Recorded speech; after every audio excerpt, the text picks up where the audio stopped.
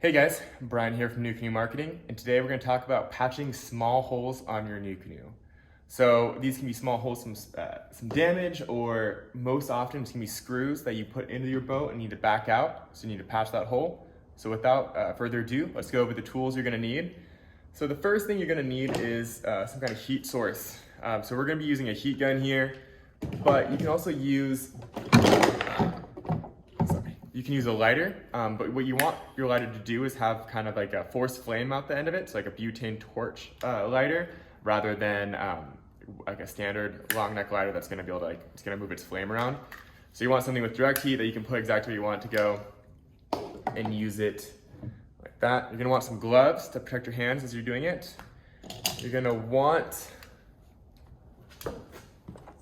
some plastic filler, so you can get this from us up at the headquarters. And you're gonna need a way to cut that plastic filler. So like a burring tool or a razor blade, you're gonna wanna shave off like a small section of that to make a rod. Some sandpaper. You want some finer grit sandpaper to sand at the end to make it all nice and smooth.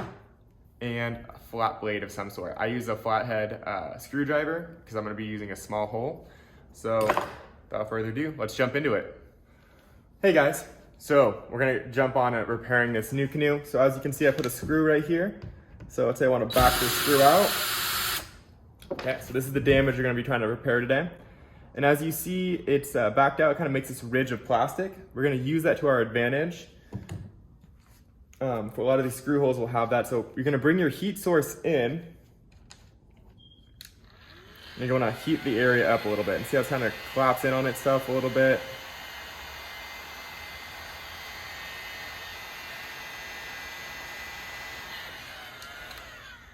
We're gonna use our flat edge here to kind of close that up the best we can. But many times that's actually not gonna be enough. You're still gonna end up with a little hole in the middle as all the plastic collapses in. And that's where your little plastic filler is gonna come in.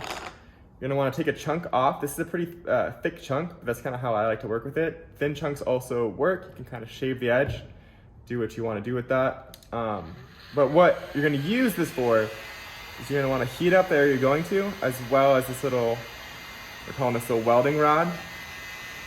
So start to get nice and shiny and start to get kind of drippy. That's what you're looking for. Don't forget to heat up the whole material as well so it bonds to it. And these thicker pieces will take a little bit longer, but it'll start to kind of drip around and move. So you know you want to put that plastic together just like that. And we're going to bring our flat end, kind of smash that down like that. See here we got a little bit too much heat on the side here, so that's work. Now I use my finger and kind of dab it together. An added thing you can do is use like a wood block. It's just a piece of a 2x4. And push it down. Just like so. And there we go. Now we're gonna bring our sandpaper over. Kind of sand out the rough spots there.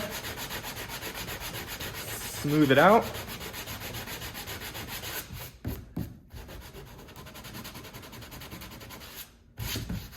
Okay, and then bring your heat gun back over the top to bring that shine back to the hole.